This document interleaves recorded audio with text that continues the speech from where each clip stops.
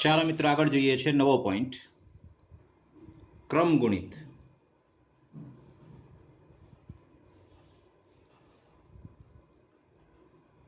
મતલબ n factorial. ક્રમગુણિત એટલે n factorial, n ની પાછળ ઉદ્ગાર ચિહ્ન કરવાનું, જેને n ફેક્ટોરિયલ બોલાય છે. એને બોલવાનું છે આપણે n ફેક્ટોરિયલ. n ફેક્ટોરિયલ એ પ્રથમ n પ્રાકૃતિક સંખ્યાનો ગુણાકાર દર્શાવે છે.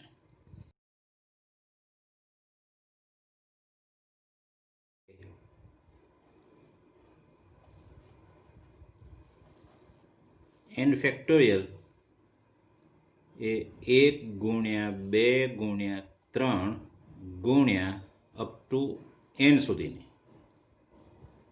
પ્રથમ n પ્રાકૃતિક સંખ્યા એનો ગુણાકાર દર્શાવે છે n ફેક્ટોરિયલ.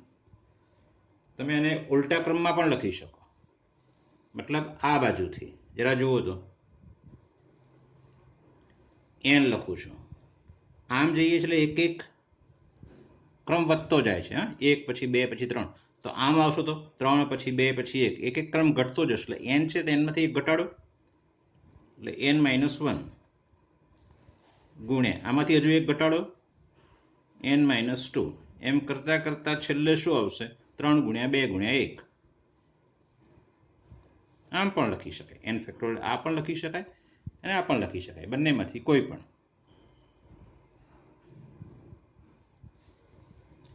1 ફેક્ટોરિયલ બરાબર 1 આવશે, 1 સુધીનો ગુણાકાર. 2 ફેક્ટોરિયલ તો 1 ગુણ્યા 2 આવશે. 3 ફેક્ટોરિયલ તો તમે કહેશો 1 ગુણ્યા 2 ગુણ્યા 3 આવશે. 4 ફેક્ટોરિયલ તો 1 ગુણ્યા 2 ગુણ્યા 3 ગુણ્યા 4 લખાશે. બરાબર છે? ઓકે. આ પ્રકારે 5 ફેક્ટોરિયલ તો 5 ગુણ્યા 4 ગુણ્યા 3 ગુણ્યા 2 ગુણ્યા 1. ઓકે. હજુ આને અલગ રીતે બતાવું છું. બરાબર જુઓ. ઇઝ ઇક્વલ ટુ 5 ગુણ્યા 4 ગુણ્યા 3. આ 2 ગુણ્યા 1 એટલે શું? 2 ફેક્ટોરિયલ. તો અહીંયા તમે ગુણ્યા 2 ફેક્ટોરિયલ લખી શકો? હા, લખી શકાય. બરાબર છે. 2 ગુણ્યા 1 એટલે 2 ફેક્ટોરિયલ છે. ફરીથી હું શું કહું છું તે 5 ગુણ્યા 4 ગુણ્યા 3 ગુણ્યા 2 ગુણ્યા 1. પણ આ તો કોણ છે? 3 ફેક્ટોરિયલ. તો ત્યાં તમે શું લખી શકો? 3 ફેક્ટોરિયલ લખી શકો. એટલે 5 ફેક્ટોરિયલ બરાબર 5 ગુણ્યા 4 ગુણ્યા 3 ફેક્ટોરિયલ. એ પ્રકારે હજુ આગળ વધીએ તો 5 ગુણ્યા 4 ફેક્ટોરિયલ બરાબર છે, લખી શકાય આ રીતે. 5 ગુણ્યા 4 ફેક્ટોરિયલ, 5 ગુણ્યા 4 ફેક્ટોરિયલ લખી શકાય. ફરીથી જુઓ જરા, આપણે શું વાત કરીએ છીએ તે. તો n ફેક્ટોરિયલ છે એને તમે n ગુણ્યા n-1 ફેક્ટોરિયલ લખી શકો. 5 ગુણ્યા 1 ઓછો એટલે 4 ફેક્ટોરિયલ, હે ને? 5 ગુણ્યા 4, 4 પછી 1 ઓછો એટલે 3 ફેક્ટોરિયલ. તો અહીંયા શું લખી શકાય n ફેક્ટોરિયલ જગ્યાએ? n ગુણ્યા n-1, આનાથી 1 ઓછો n-2 ફેક્ટોરિયલ. તો એ પ્રકારે તમે આગળ વધી શકો. તો તમારે લખવું હોય તો આમ પણ લખી શકાય n ફેક્ટોરિયલ બરાબર n-2 ગુણ્યા n-3 ફેક્ટોરિયલ. આપણને જેવી જરૂરિયાત હોય એ પ્રકારે લખી શકાય. બરાબર છે. અને હવે આમાં છેલ્લો એક પોઈન્ટ, આપણે 0 ફેક્ટોરિયલને 0 ફેક્ટોરિયલ હોય તો એને આપણે 1 તરીકે વ્યાખ્યાયિત કરવાનો છે. આ આપણે લઈ લેવાનું છે 0 ફેક્ટોરિયલ બરાબર 1. એની સાબિતી છે પણ સાબિત કરવાની કોઈ જરૂર નથી. આપણે જોઈએ છીએ સ્વાધ્યાય 7.2. નાનું એવું છે, ટુકડો લઈ લઈએ છીએ. ચલો સ્વાધ્યાય 7.2 જોઈએ છે. એમાં દાખલા નંબર 1, કિંમત શોધો. એમાં પહેલો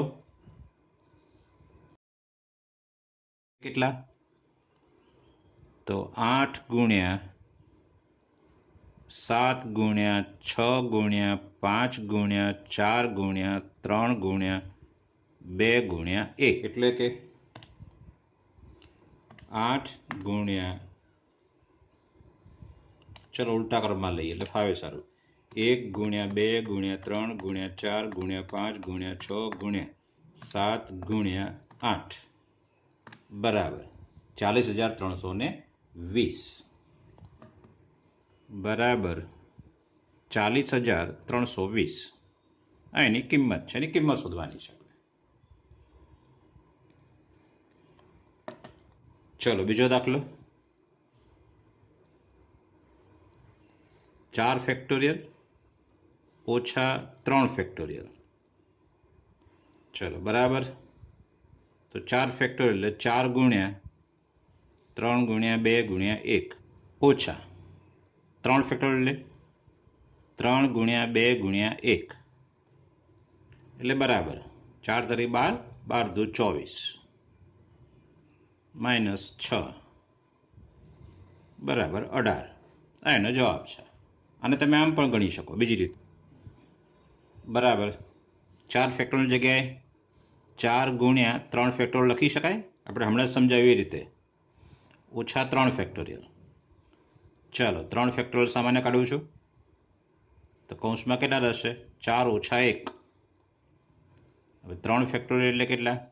3 ગુણ્યા 2 ગુણ્યા 1 અને 4 ઓછા 1 એટલે કેટલા? 3. 3 તરી 9 દુ ને 18.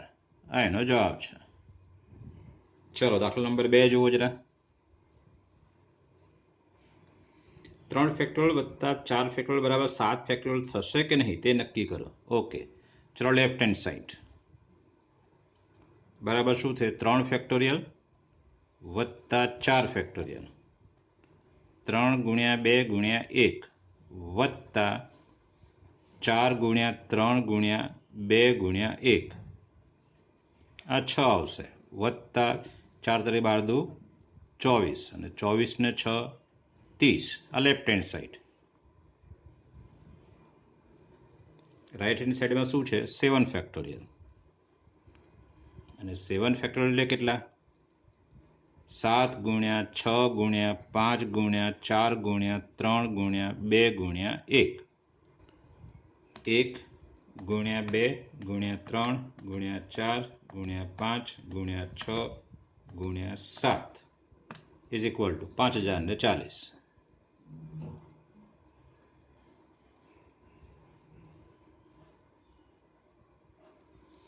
જોઈ શકાય છે કે બંને સમાન નથી.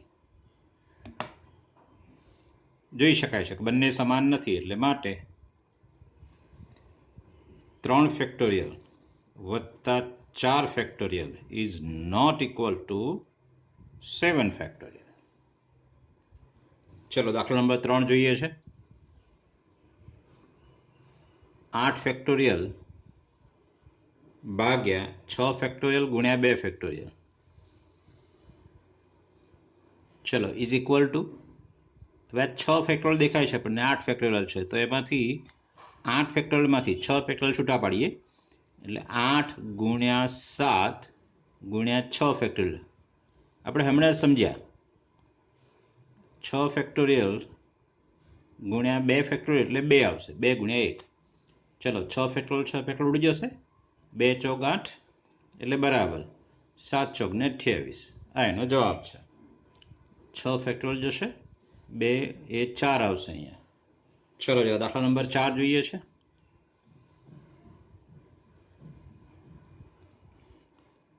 જો 1/6 ફેક્ટોરિયલ પ્લસ 1/7 ફેક્ટોરિયલ બરાબર x/8 ફેક્ટોરિયલ, તો xની કિંમત શોધો. શરૂ કરીએ છીએ અહીં જે આપેલું છે ત્યાંથી. 1/6 factorial plus 1/7 factorial is equal to x/8 factorial. ચાલો મારે x શોધવાનો છે એટલે 8 ફેક્ટોરિયલ બધાને ગુણી દઉં, એટલે 8 ફેક્ટોરિયલ ભાગ્યા 6 ફેક્ટોરિયલ વત્તા 8 ફેક્ટોરિયલ ભાગ્યા 7 ફેક્ટોરિયલ બરાબર x આવશે. 8 ફેક્ટોરિયલ વડે ગુણ્યા, આ તો ઉડી જશે છેદમાંથી, એટલે x આપણે શોધવાનો છે. ઓકે, આ 6 ફેક્ટોરિયલ છે, 8 ફેક્ટોરિયલ છે, તો શું કરીશું? 8 ફેક્ટોરિયલની જગ્યાએ 8 ગુણ્યા 7 ગુણ્યા 6 ફેક્ટોરિયલ ને, અને છેદમાં 6 ફેક્ટોરિયલ છે એટલે આ બંને ઉડી જશે. એવું જ અહીંયા કરીશું. 8 ફેક્ટોરિયલ શું લખીશું? 8 ગુણ્યા 7 ફેક્ટોરિયલ, છેદમાં તો 7 ફેક્ટોરિયલ છે જ એટલે બરાબર x. ચલો આ બંને જશે. 6 ફેક્ટોરિયલ 6 ફેક્ટોરિયલ 7 ફેક્ટોરિયલ 7 ફેક્ટોરિયલ એટલે માટે x બરાબર 8 સત્તા 56 56 પ્લસ 8 એટલે માટે x બરાબર 8 ને 6 14 64. આ આપણે શોધવાનું છે. ચલો દાખલા નંબર 5 લઈએ છીએ.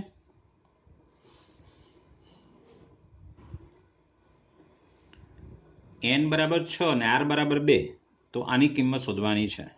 પહેલો n બરાબર 6 અને r બરાબર 2 છે, તો n ફેક્ટોરિયલ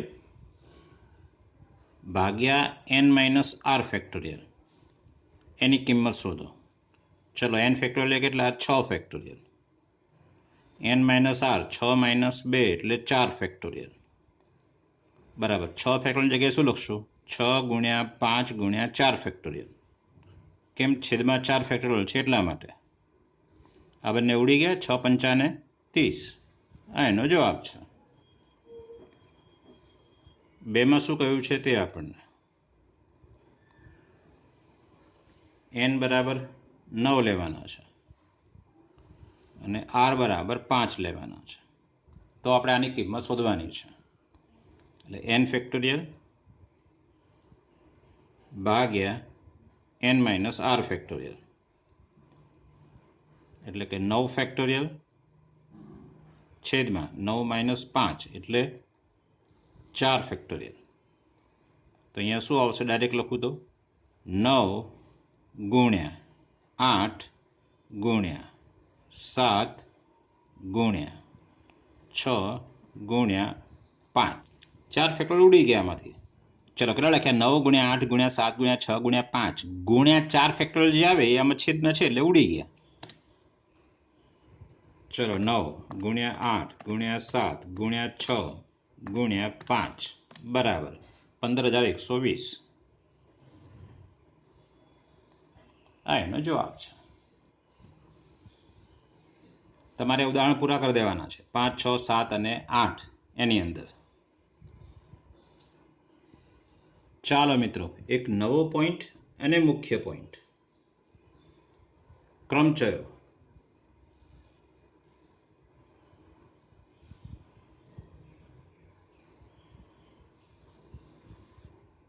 ચલો, ક્રમચય એટલે શું?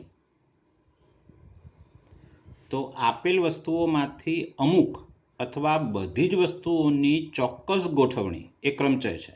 ફરીથી, આપેલ વસ્તુઓમાંથી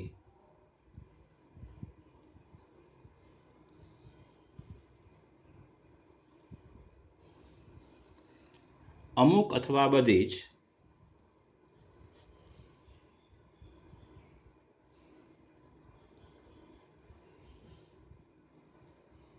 વસ્તુઓની ચોક્કસ ગોઠવણી. આપેલ વસ્તુઓમાંથી અમુક અથવા બધી જ વસ્તુઓની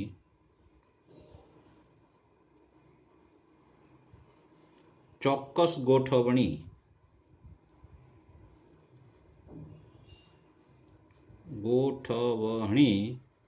એટલે ક્રમચય. આપણે આગળ દાખલાઓમાં ભણી જ ગયા છીએ. સ્વાધ્યાય 7.1માં આવા ક્રમચયો યાદ કરો જરા. તમને 5 ધ્વજ આપ્યા હતા, એમાંથી 2 ધ્વજની ગોઠવણી.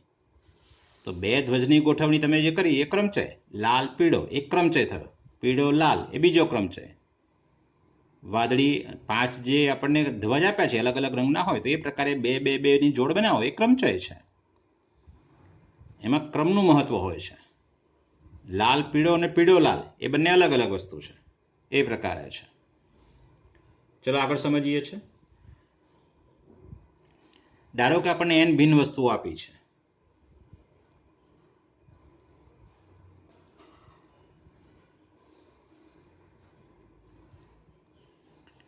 n ભિન્ન વસ્તુઓમાંથી આપણે r વસ્તુઓ,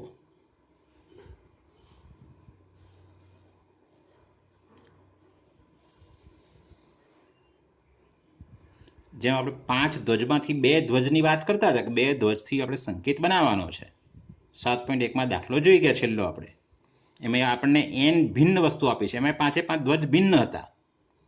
અહીંયા n ભિન્ન વસ્તુઓ છે, એમાંથી r વસ્તુઓની વાત કરવાની છે. આ r વસ્તુઓના ક્રમચય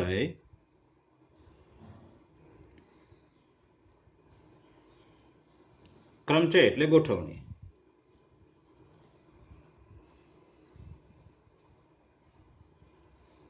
હા, આમાં આપણે પુનરાવર્તન કરવાનું નથી.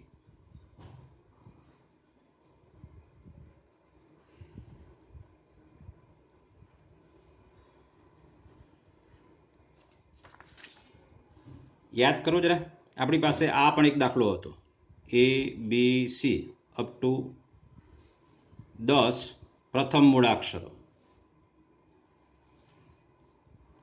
અને એમાંથી આપણે 5 મૂળાક્ષરનો એક સંકેત બનાવવાનો હતો.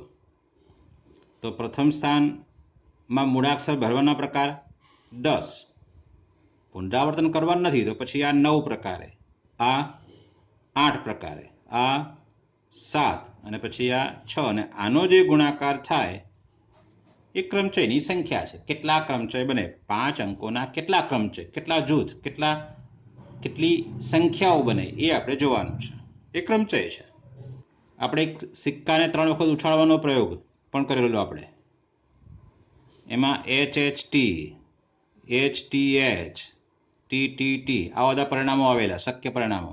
તો આ શું છે, ક્રમચય. આ શું છે, ક્રમચય. આ શું છે, ક્રમચય. આ બધા ક્રમચયો છે. અહીંયા 10 માંથી 5 જગ્યાઓ ભરવાની છે. અહીંયા n ભિન્ન વસ્તુઓ આપી છે, એમાંથી r વસ્તુઓના ક્રમચય. આમાં 10 ભિન્ન વસ્તુઓ આપી છે, એમાંથી 5 વસ્તુઓના ક્રમચય. એવી વાત છે. કેટલા ક્રમચય થાય તો આનો ગુણાકાર બરાબર ક્રમચય છે. તો બસ એ પ્રકારે જ લખવાનું છે આમાં. તો અહીંયા આપણે r વસ્તુના ક્રમચય મેળવ્યા છે, તો r ખાલી સ્થાન હોવા જોઈએ આપણી પાસે. ધારો કે પહેલું સ્થાન, પછી આ બીજું સ્થાન, આ ત્રીજું સ્થાન, એમ કરતા કરતા આગળ આ છેલ્લું 8મું સ્થાન છે. કારણ આપણે r વસ્તુઓના ક્રમચય મેળવવાના છે. આપણને 10 અંકો આપ્યા હોય અને કહ્યું કે 3 અંકની સંખ્યા મેળવો, એ 3 અંકની સંખ્યા એક ક્રમચય જ છે. એ આંકડાઓની ગોઠવણી છે. ગોઠવણી એટલે જ ક્રમચય. ચલો, n વસ્તુ આપી છે ને r સ્થાન આપણે ભરવાના છે. આ જે છે એ r ખાલી સ્થાન છે.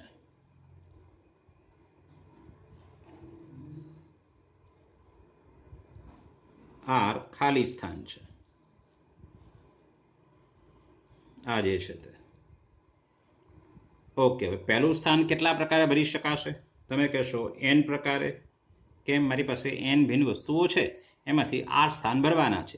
n ભિન્ન વસ્તુઓમાંથી r વસ્તુના ક્રમચય એટલે n વસ્તુઓમાંથી r સ્થાન ભરવા એ એના ક્રમચય છે. ચલો, પહેલું સ્થાન n પ્રકારે. હા, પુનરાવર્તન કરવાનું નથી આ ક્રમચયમાં. તો બીજું સ્થાન કેટલા પ્રકારે ભરી શકાશે? તમે કહેશો n-1, કારણ એક વસ્તુ તો આમાં મૂકી દીધી તમે. પછી આ તો કે n-2, એમ કરતા કરતા છેલ્લું સ્થાન ભરવાના પ્રકાર કેટલા? તો n-r-1. કેમ? જરા સમજો. આ સ્થાન ભરવું છે, તો આગળ કેટલા સ્થાન ભરી ગયા? એક. તો એક બાદ કર્યો, દેખાય છે તમને? ઓકે. આ સ્થાન ભરવું છે, તો આગળ કેટલા સ્થાન ભરી ગયા? 1 અને 2, તો 2 બાદ કર્યા. આ કુલ સ્થાનો કેટલા છે? r. તો આ rમું સ્થાન છે, તો એની આગળ કેટલા સ્થાન ભરી ગયા? r-1 સ્થાન ભરી ગયા ને? સમજાયું? ધારો કે અહીંયા ચોથું સ્થાન ભરીશ તો અહીંયા શું લખાશે? n-3. કેમ? આગળના 3 સ્થાન ભરી ચૂક્યા છે, એટલે n-3. મારે rમું સ્થાન ભરવું છે, તો આગળ કેટલા સ્થાન ભરી ચૂક્યા છીએ? r-1. તો n માંથી r-1 બાદ કરો. એટલા પ્રકારે આ સ્થાન ભરી શકાય. અને માટે ક્રમચયોની સંખ્યા, હવે આનો ગુણાકાર, ગણતરીનો મૂળભૂત સિદ્ધાંત. એટલે માટે r સ્થાન ભરવાના પ્રકાર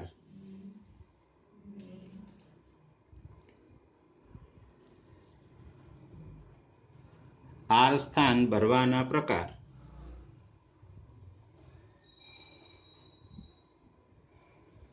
બરાબર શું કહેશો તમે? આ બધાનો ગુણાકાર, ગણતરીનો મૂળભૂત સિદ્ધાંત n ગુણ્યા n-1 ગુણ્યા n-2 ગુણ્યા છેલ્લું સ્ટેપ કયું? n-r. આ માઇનસનો અંદર લઈ લઉં છું એટલે +1 થઈ જશે. બરાબર છે? એટલે આ થયા n વસ્તુઓમાંથી r વસ્તુઓના ક્રમચય, જેને n ભિન્ન વસ્તુઓમાંથી આ જે સંખ્યા છે એ સંખ્યાને n ભિન્ન વસ્તુઓમાંથી r વસ્તુઓના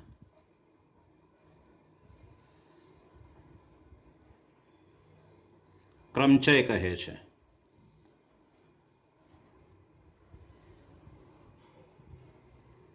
એનો સંકેત આ પ્રકારે છે n p r. r નીચે ને n ઉપર લખવાનો છે આ રીતે npr. કેપિટલ P કેમ? કારણ કે ક્રમચયનું અંગ્રેજી પરમ્યુટેશન થાય છે, પરમ્યુટેશન. એટલે npr n ભિન્ન વસ્તુઓમાંથી r વસ્તુઓના ક્રમચયનો આ સંકેત છે. આ કોણ છે? એ ક્રમચય, તો મતલબ આના બરાબર આ લખી શકાય. માટે npr બરાબર કેપિટલ P છે n into n-1 into n-2 into n-r+1. આપણી પાસે આ પ્રકારે છે, ધારો કે 5 ગુણ્યા 4 ગુણ્યા 3. તો હું આ સંખ્યાને ઉપર નીચે 2 ગુણ્યા 1 વડે ગુણી નાખું તો ઉપર શું થયું? 5 ફેક્ટોરિયલ અને છેદમાં 2 ફેક્ટોરિયલ. ફરીથી હું શું કહું છું તે આપણી પાસે આ પ્રકારે છે 8 ગુણ્યા 7 ગુણ્યા 6. તો હું ઉપર નીચે 6 પછી કોણ આવે? 5 ગુણ્યા 4 ગુણ્યા 3 ગુણ્યા 2 ગુણ્યા 1 વડે ગુણી નાખું. અંશ અને છેદ બંનેને ગુણવા પડે, નહીં તો રકમ બદલાઈ જાય. 5 ગુણ્યા 4 ગુણ્યા 3 ગુણ્યા 2 ગુણ્યા 1 આના વડે ગુણી નાખીએ છીએ અંશ અને છેદને. તો આ બનશે શું?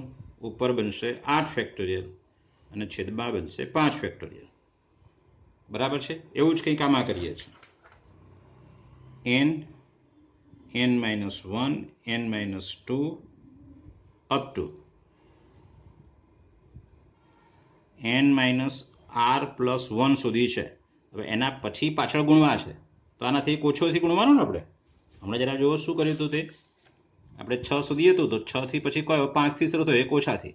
તો બસ સેમ અહીંયા n-r+1 છે, એમાંથી એક ઓછો કરો, આમાંથી એક બાદ કરો એટલે એક ઉડી જશે. એટલે ક્યાંથી શરૂ થશે? n-r. આનાથી એક ઓછો તો n-r-1. એનાથી એક ઓછો n-r-2 અપ ટુ ક્યાં સુધી? છેલ્લે કોણ આવશે? 3 ગુણ્યા 2 ગુણ્યા 1. તો જેટલા વડે તમે અંશને ગુણ્યા છે એટલા જ વડે છેદને ગુણો. ક્યાંથી ગુણ્યો? અહીંથી શરૂ કર્યું આપણે. એટલે કે n-r ઇન્ટુ n-r-1 ઇન્ટુ ક્યાં સુધી?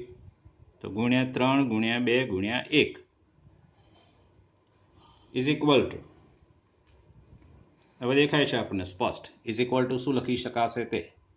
તો બરાબર ઉપર શું છે? n factorial. બરાબર જુઓ,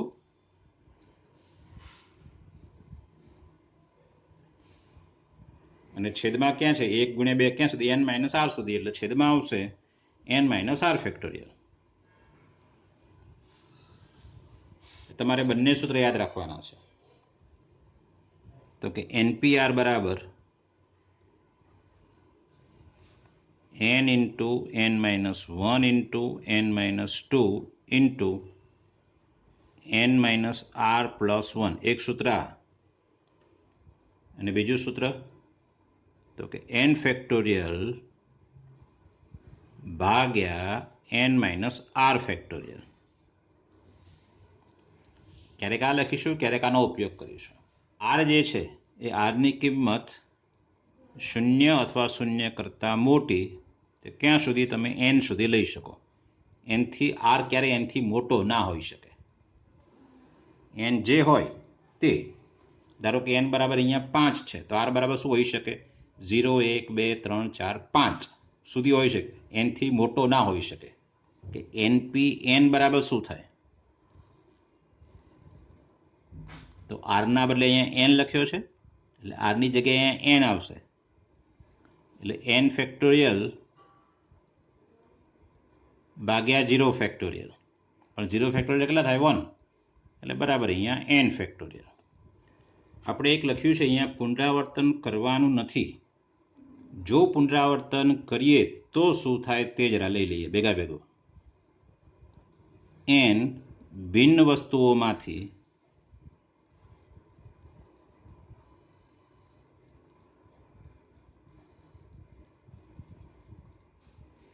આર વસ્તુના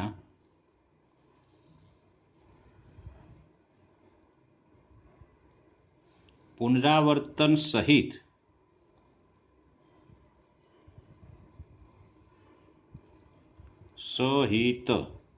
ક્રમચયો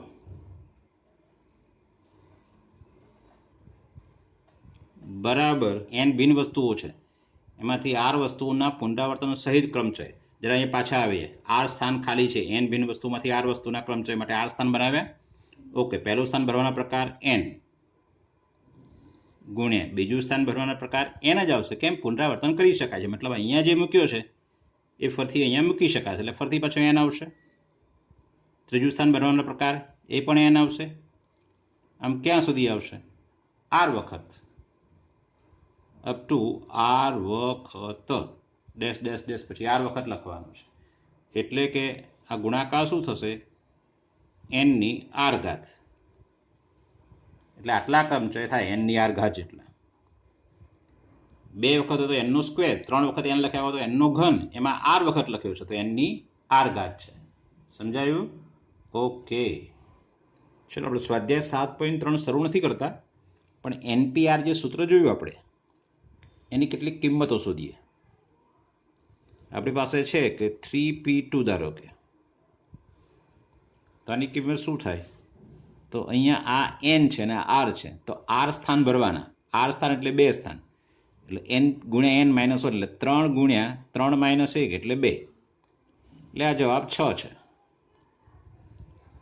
ધારો કે આ છે 10p2 તો આર એટલે 2 છે એટલે 2 સ્થાન ભરવાના. શેનાથી?